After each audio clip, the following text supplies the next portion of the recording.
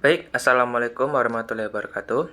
Perkenalkan, saya Aris Subekti dan juga bersama Putri, Regita, dan Suci, perwakilan dari kelompok 8. Baik, di sini kami akan menjelaskan atau mempresentasikan hasil ISS pertama tentang bully. Baik, ini nama kelompoknya. Langsung saja kita masuk ke penjelasannya. Definisi bully. Bully dalam bahasa Inggris atau bull, sosok seekor banteng yang suka menyeludup, tak tentu arah atau perlakuan yang bersifat merusak.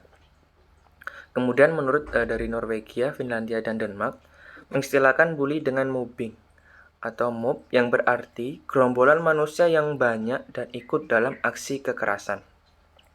Jadi, bully atau penindasan adalah tindakan agresif seperti kekerasan, ancaman, atau intimidasi, baik secara fisik maupun verbal, secara berulang kali yang mengarah pada suatu perbedaan persepsi, ras, agama, gender, dan seksualitas. Kemudian kita masuk ke faktor-faktor yang mempengaruhi bully. Yang pertama adalah kepribadian. Kepribadian yang extraversion atau extrovert mengarah ke perilaku agresif dan antisosial. Kemudian, kepribadian callous atau unemotional traits dari segi pelaku menunjukkan uncaring atau tidak kepedulian disertai kurangnya empati, rasa bersalah, atau rasa belas kasihan dan pengertian.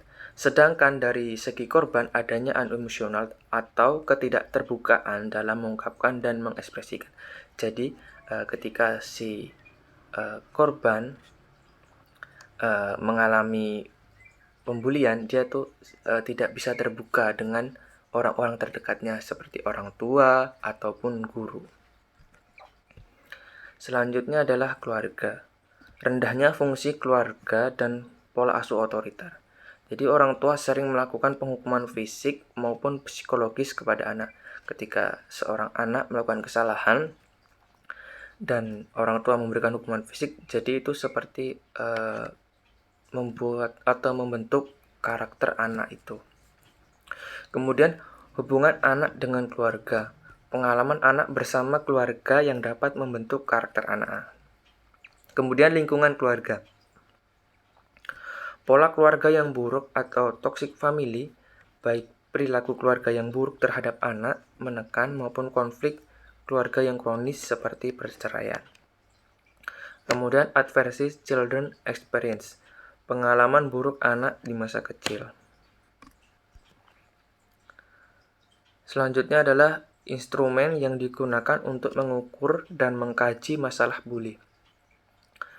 Yang pertama ada Illinois Bully Scale oleh Dorothy Spelix dan Melissa Holt, di mana korban diminta untuk menentukan skala tidak pernah atau sampai lebih, lalu dikaji dengan dimensi perilaku bully-nya seperti apa bentuknya untuk usia 8 sampai 18 tahun.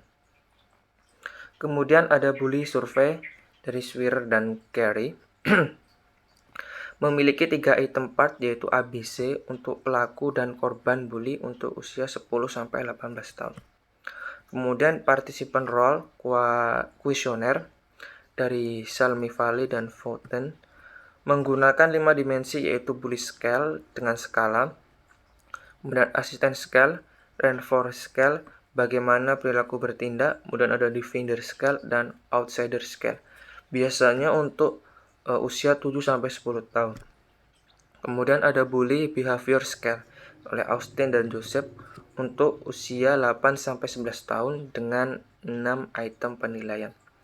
Kemudian yang kelima adalah bully scale dari Nathan Dorger, mengkategorikan perilaku bully secara fisik, verbal, emosional, dan cyber serta peran bully sebagai pelaku korban dan bystander atau pengamat untuk usia 8-21 tahun ke atas. Kemudian adalah upaya dalam mengatasi masalah bully.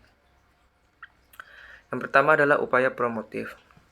Yang diantaranya itu adalah seperti konseling atau deteksi dini, kemudian penyuluhan tentang perilaku resiko bully di kalangan anak sekolah, kemudian penyuluhan dampak bully, dan penyuluhan pencegah bully.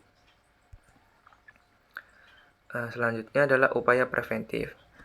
Yang pertama, adanya penerapan dan pemilihan program anti-bully dengan kecukupan pelatihan dan waktu penerapan. Kemudian menerapkan pembelajaran yang dengan metode student center learning dan metode role play. Kemudian pelatihan konseling siswa bagi dewan dan guru. Membentuk UKS sehat jiwa. Kemudian meningkatkan hubungan pertemanan di sekolah, memperbaiki iklim sosial di dalam kelas, dan mengurangi perilaku antisosial dengan pemantauan diri dari pihak sekolah dan orang tua siswa. Kemudian memberikan psikoedukasi dan terapi kognitif. Selanjutnya adalah peran guru dan perawat sekolah melalui UKS dalam mengatasi masalah bully. Peran guru yang pertama, memberikan bimbingan kepada siswa, seperti menasehati tidak hanya ke pelaku bully, tetapi juga merangkul korban bully tersebut. Kemudian memberikan motivasi dan menegur siswa yang kelewat batas dan membicarakan kepada orang tuanya. Kemudian peran perawat sekolah, mengidentifikasi kasus beresiko mengalami krisis mental, kemudian memberikan penyuluhan ya seperti apa itu bully, kemudian dampaknya dan pencegahannya. Kemudian memberdayakan keluarga, guru, teman sebagai bentuk support system.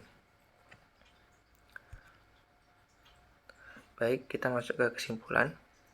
Bisa kita simpulkan bahwa bully itu sendiri merupakan pola perilaku agresif yang melibatkan ketidakseimbangan kekuasaan dengan tujuan membuat orang lain merasa tidak nyaman, takut, dan sakit hati yang sering dilakukan atas dasar perbedaan pada penampilan, budaya, ras, agama, orientasi seksual, dan identitas gender orang lain.